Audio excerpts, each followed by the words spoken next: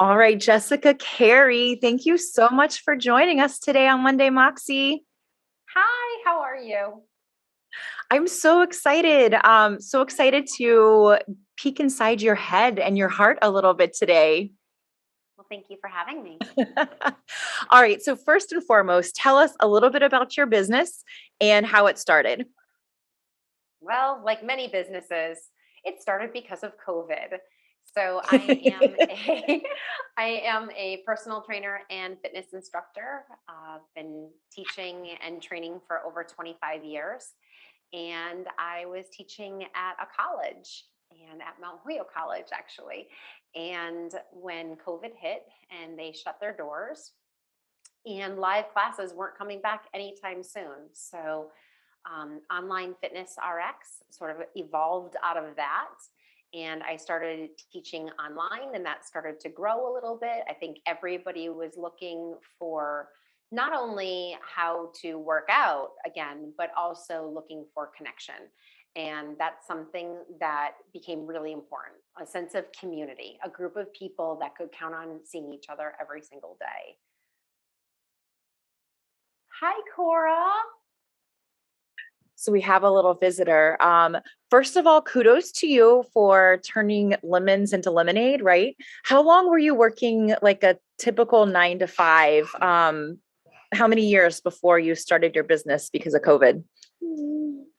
Well, my job was never 9 to 5 because of being a fitness instructor. It's Fair, way more fair. scattered than that.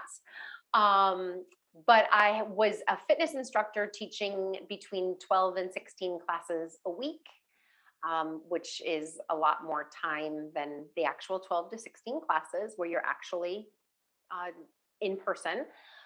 And was doing that for over a decade before I turned into this online business. No, I am wow. And my daughter Cora is here for the interview right now too, helping. This is a great example of what it's like to be a woman running a business, right? We've got our sidekicks. Um, yeah, I'm so impressed with your business. And I should also preface by saying that I got to know Jessica at Mount Holyoke College when I was working there and would go to the faculty and staff classes and took her classes there. And then once she started her business, I quickly followed because I was missing the classes. I was missing the community, which is a huge part of it. But also, you know, when you stumble across great people in a great business, you follow them anywhere. Jessica, what was it like to start your own business? What did it feel like? Well, I wish I could And we say that I have was. children here, Oh, so okay, good to know. I wish that I could say I was intentional and that I was planning this all along, but I wasn't. I mean, besides COVID, I never had plans of owning my own gym. It was just nothing that I ever aspired to do. Um,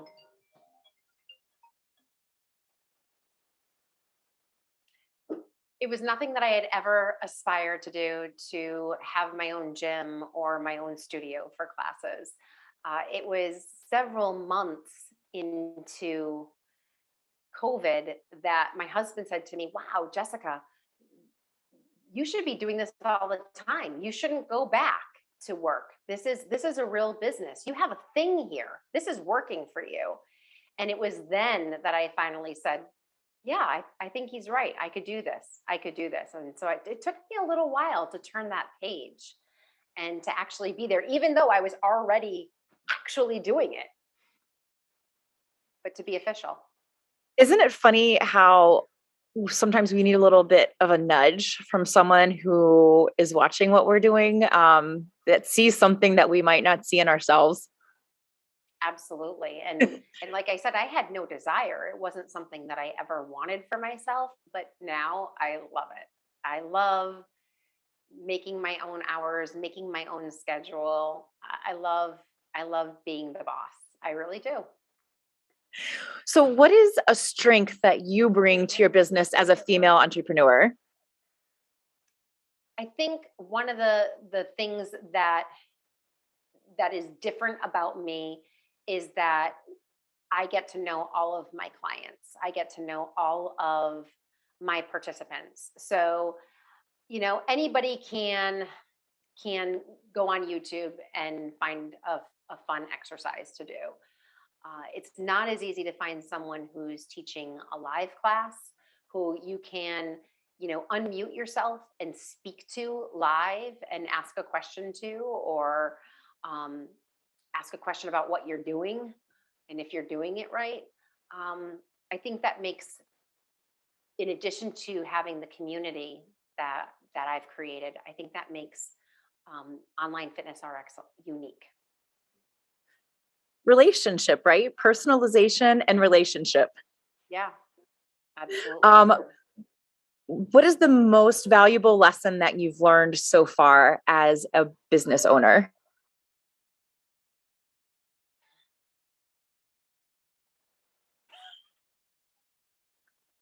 No, there's like 1,000. I mean, Let's rattle them off. Get it. Okay. So I think the first thing is pivoting, right? Trying to Right.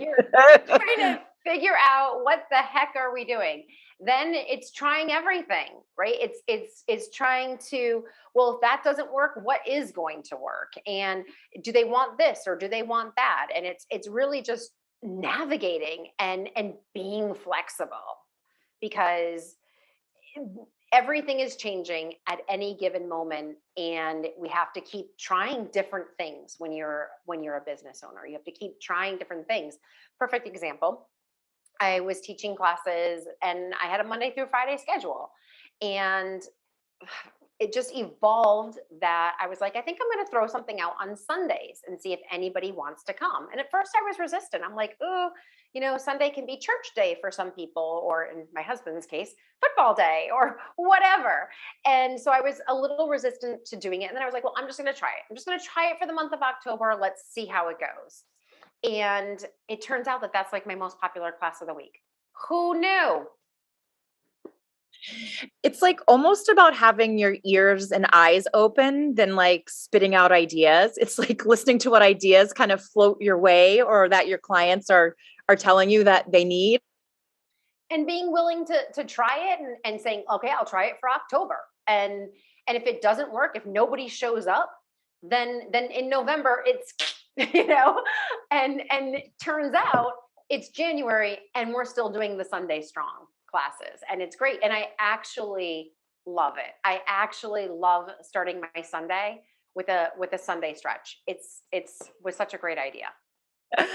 Um, so this idea of pivoting reminds me of having to have Moxie, like this stick with itness to move forward.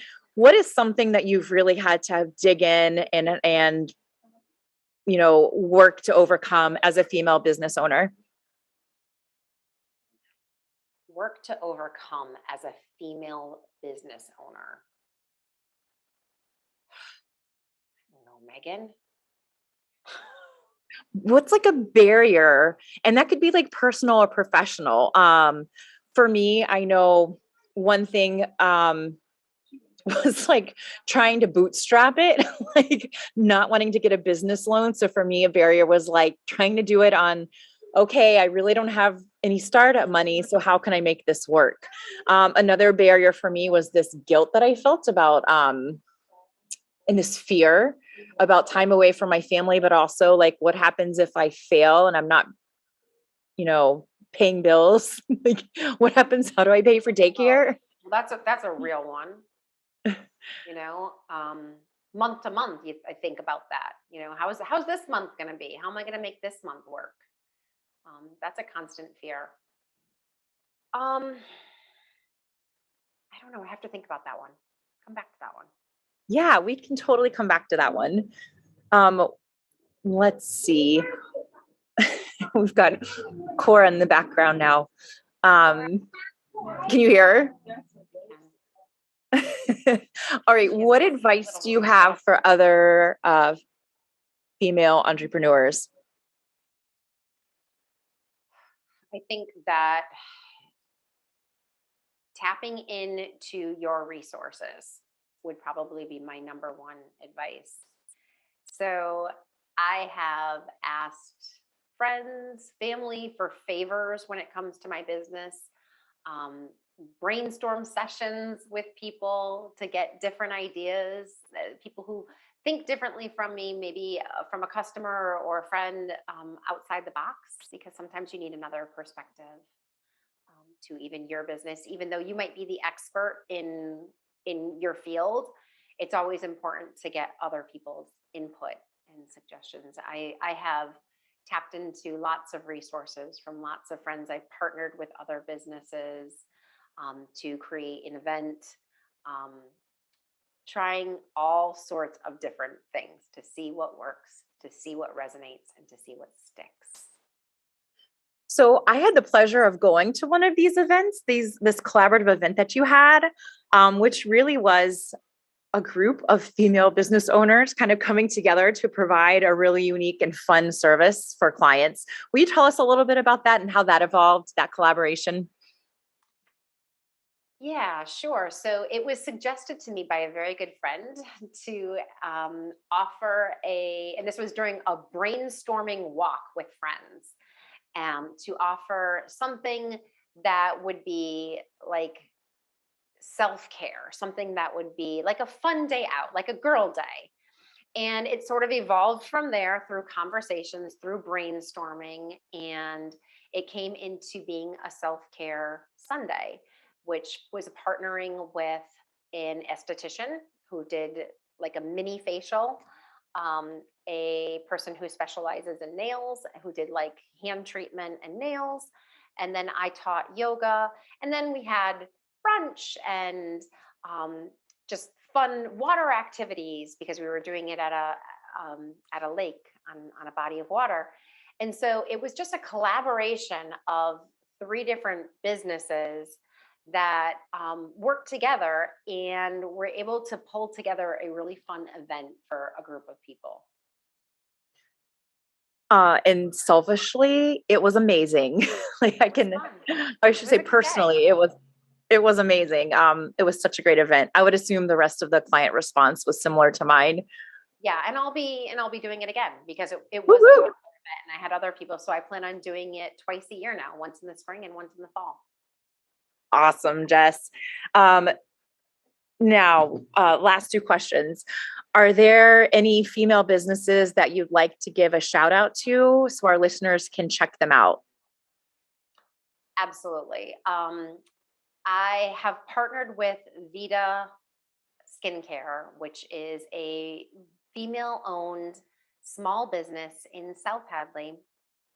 And the owner, I love the owner. Her name is Davy Lee, and she was a fitness instructor. So what's not to love, right? For years and years and years, she was a fitness instructor, and did exactly what I do. And she, after all of those years, she decided to change careers and to become an esthetician. And she already had her license to be an esthetician for the past 18 years and never used it, just kind of had it in her back pocket. So she recreated herself, which I just think is the coolest thing ever, right? For someone to, at any point in their life, to turn around and say, I'm gonna change what I'm gonna do. I'm gonna do something different. And she always had a little knack and a love for this, which is why she had gotten her license 18 years earlier. And she is amazing. And I've gone to her, I go to her regularly now for facials. I don't know if you can tell. Totally.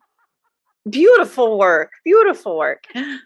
But she's just great. And like I said, her name is Davy Lee Guile, and she's from Vita here in South Hadley, Massachusetts.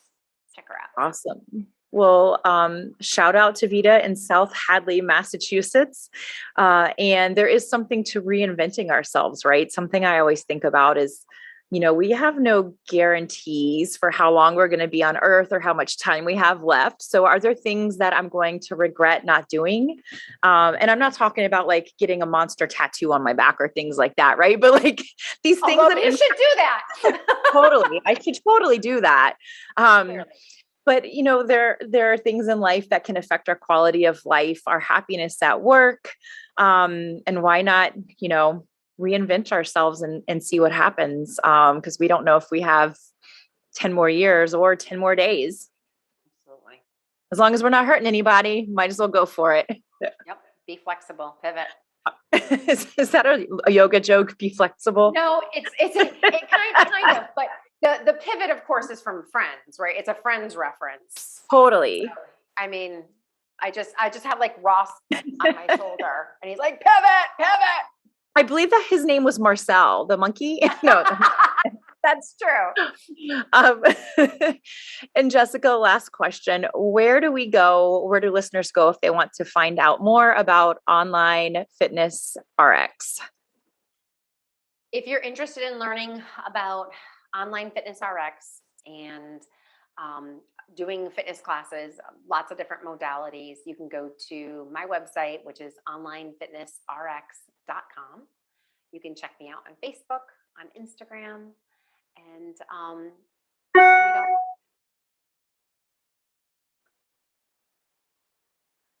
Awesome. So back to the question about the time where you really had to dig in and like have some chutzpah, some moxie as a business owner when things got tough. I feel like things are always tough. Fair. It's not it's always, once you get through one challenge, the next one rounds the corner. For me, it's month to month. I do monthly subscribers, so every single at the end of the month, it's cram time for me to kind of put the nose to the grindstone a little bit. For me, I have no love for doing paperwork at all, sitting in front of my computer ever, unless I'm on that mat behind me. So for me, I have to dig in every time that I have to do any sort of paperwork. I don't love it. I'd much rather be active or be with people than working on a spreadsheet. So I gotta dig a lot of Moxie for that. We all little, but it's big. It's big for me. We have Moxie not just on Mondays, but on every day, because every day you're like, oh, yeah, am I going to make it today? And we definitely have those. We all have a zone of genius, like those things that we're really good at, and those things that are not our preferred tasks. For me, it's accounting. So on accounting day, I have to drive myself to get like a special coffee to give myself something like a little prize for getting the accounting done. But the hope and the dream is one day we get large enough where we have people that can help us with that, because that is their zone of genius. And then we can focus on the things that we do really well, and they can focus on the things that they do really well. So here's to growing. Here's to growing and getting rid of that task. All right, Jessica. Well, thank you so much. Always a pleasure. And thanks for being our guest today on Monday Moxie. All right. Bye. Thank you.